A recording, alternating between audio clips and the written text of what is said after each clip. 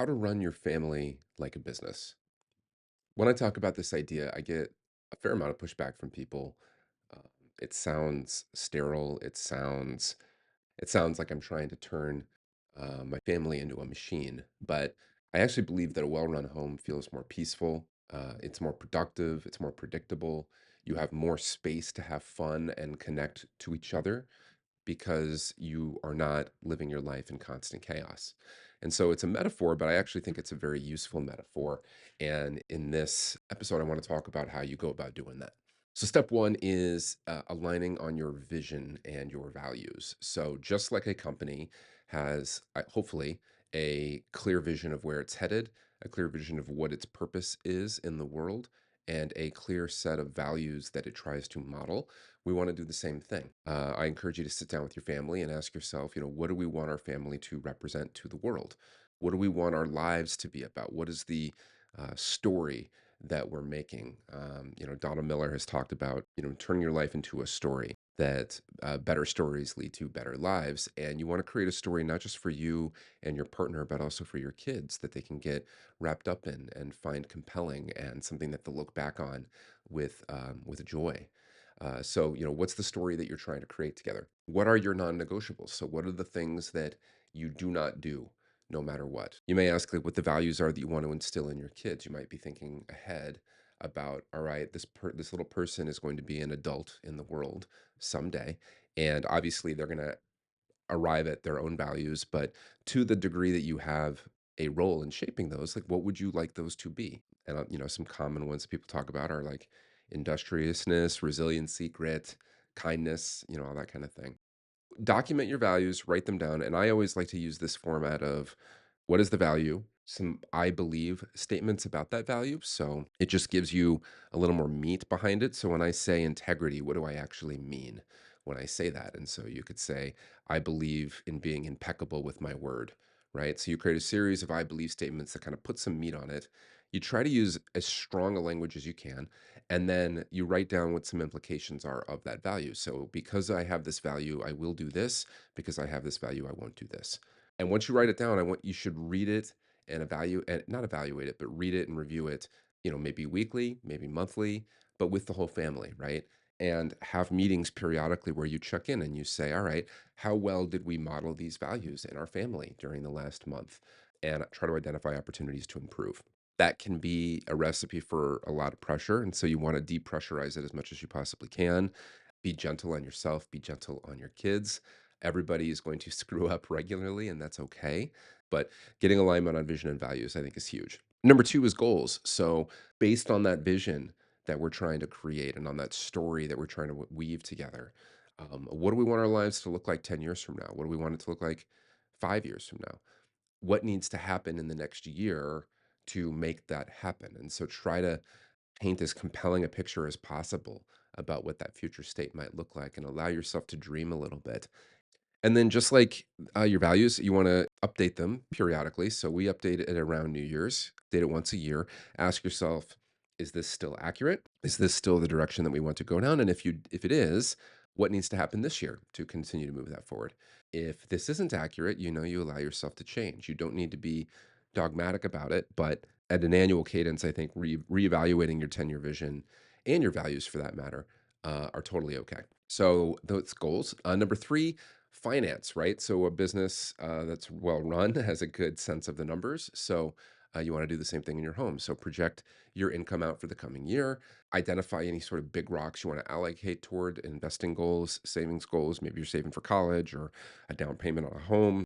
Giving, what percentage of your income you want to give if that is important to you. Experiences that you want to create. So again, in alignment with creating more compelling stories.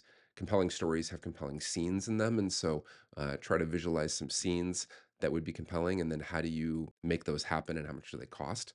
And then once you identified that, try to design a rational budget for the year to allow those things to happen, right? And that is something you're going to want to update and review. I have found one's level of compliance, honestly, just by reviewing it and being aware, goes way up. If you need the additional accountability, you can create a second column next to each line item, so you have projected versus actual, and ask yourself how you're doing. And I think especially the first month or two, that's probably a good practice because you might think that you spend a certain amount of money on going out to eat or on clothing or whatever it is, and then you find there's a wild discrepancy between budgeted and actual. And so you'll dial it in over a period of months, but you want to have a plan for how you're going to allocate the income that comes into your door. Management. So, a bunch of pieces of management. One is called the meeting pulse. So, we do a weekly review on Sunday as a couple, and then sometimes we fold in the kids and we review our goals. We review the next 2 weeks of our calendar. We ask ourselves, what can we do to move our big rocks forward? We ask ourselves what micro experiences we can create for our family. So, that could just be going roller skating or something like that. Like it doesn't have to be a huge deal, but what can we do playing a board game? Like, are there memorable experiences that you want to try to architect for your family in the coming weeks? And so we do that once a week. We also check in on our budget periodically, although we tend to do that more monthly. We'll check in on at certain periods. We'll evaluate, our 1 year goals. At certain periods, we'll evaluate our travel that's coming up and like what do we have going on in the next few months. So, but you want to get in the habit of having at least one meeting each week with your partner, certainly, and then periodically you want to fold the kids in as well. Part two is one-on-ones. So there's a couple things. I do date night once a week. We've done it every week of our marriage, just about. It's a non-negotiable for us, and the point is not to talk about logistics, but the point is to just enjoy each other. And occasionally, I do think you can ask for feedback. What could I do to better serve you as a partner? But generally, it's just about enjoying each other's company and doing fun things together, and not being roommates, but actually being partners. And then similarly, once a month, I do a date with my kiddos. So it's like one parent, one kid. We do things that they enjoy. So it's not about me, it's about them. And again, it's just about being present and not talking about chores, not talking about school, just trying to connect with them. And I have found that, especially with my son, where, I tried in the beginning to sit down at breakfast with him and just face each other over brunch and just talk, and it was super awkward, and I just realized he doesn't like to just sit and talk. He likes to go do things. He's a very active kid, and so as soon as we started actually doing activities, it's funny. He just opens up. He's a little chatterbox, which is pretty fun. And so, do one-on-one meetings with your partner, do one-on-one meetings with your kiddos. Number three, create an operating cadence. So I talk about this a lot in my coaching program, but you create a weekly rhythm. Certain things happen at the same time each week. So chores happen at the same time each week. Dinner happens the same time each night as much as you possibly can. Obviously, there's discrepancies if you're doing the cooking and you haven't done that recipe before. You might not have it dialed in or whatever it is, but we pretty much always do dinner together, and we've done that as long as the kids have been around. Phones are down after a certain time, which obviously helps you wind down and go to sleep and all that kind of stuff, but also facilitates more conversation. Just the act of, if I don't have my phone down, especially as a kid, I need to do something to entertain myself. And so maybe I'll go and I'll hang out with mom and dad. So that's kind of fun. And just the predictability of it, having a consistent operating cadence, similar to a company where if you didn't know how each day was going to unfold or how each week was going to unfold, it would feel chaotic and it would feel disorganized. And so having predictability around how we operate as a family, I think, can create a lot of peace and a lot of predictability, which kids, I think kids need to feel safe, right? Number five is systems. So just like a business has systems, you want to identify processes in your family, and you want to look for ways to make those easier. A lot of stress in people's lives, I think, is a function of not having good systems in place. And so looking for ways to streamline a process, simplify a process, delegate a process, automate a process, or otherwise routinize a process as much as you possibly can. So examples of this would be meal plans. I have a whole Notion notebook that has, I do most of the cooking in the family. So I have a whole Notion notebook that has all of our kind of go-to recipes, and it has all of the ingredients with them. And so I am able to very easily build a weekly meal plan during our weekly meeting, and I get a sense of, am I at home for dinner that night? Is my wife, sometimes my wife travels for work.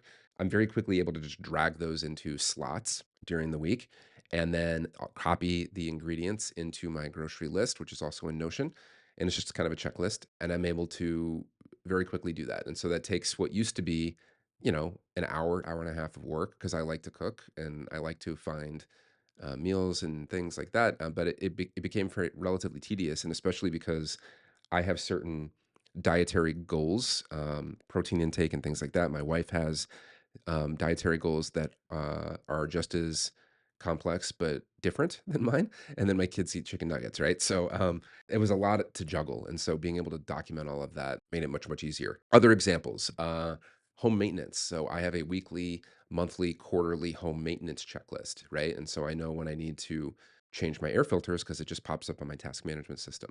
I know when I need to aerate the lawn because it pops up in my task management system. So I don't have to think about these things. They show up at the appropriate time. And then you can, delegate as well. So, I mean, if you hire a cleaning service or if you don't enjoy the process of grocery shopping, I personally like it, but could take that list and drop it, paste it into your Instacart or whatever it is, and then, hand that off. A lot of people have found that having a virtual assistant can be really helpful here. So, scheduling travel, doing the grocery ordering for you, responding to emails, creating an agenda for you for the coming week so that when you have your weekly meeting with your partner, you can, they've already kind of done the work of like, here's what you have coming up over the next 2 weeks or whatever it is. A lot of that stuff can kind of be helpful. Checking in with family members, I've made into a process as well. So, as part of my relationship management system, and it's not just my parent or my family, but it's also friends and things like that. I've got about 150 people in there, and each of them have a weekly, monthly, or quarterly check-in cadence. And so as a result, I don't have to remind myself to follow up with somebody or check in on somebody. The system tells me when I need to be doing that. So these are just examples of systems that you can implement in your life. But ideally, as much as possible, you want to streamline and automate this. And again, make them consistent.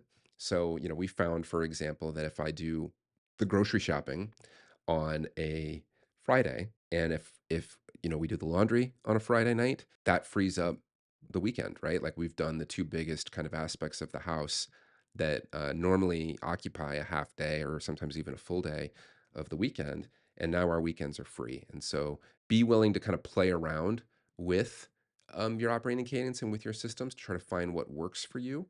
You can use that whole idea of like innovate, quantify, and orchestrate. So you can modify these systems, but you want to have that, and you also don't want to be dogmatic. Like obviously, some weekends you might have travel, sports, or something like that. But having the systems in place gives you the structure that can be modified if necessary. But you at least have a baseline that creates predictability, and again, it creates that kind of that piece that you're looking for. And then the last piece is experience design. So again, memorable stories consist of memorable scenes, and you can deliberately create them. You can't necessarily guarantee that it's going to unfold the way that you want it to, but you can create the conditions to make that more likely. So thinking about the setting, thinking about the sights and the sounds and the smells of that scene, thinking about the dialogue, right? So like I think especially with kids, everybody, you can remember moments in your life when somebody spoke into your life powerfully, and what could you do to kind of create that for your kiddos.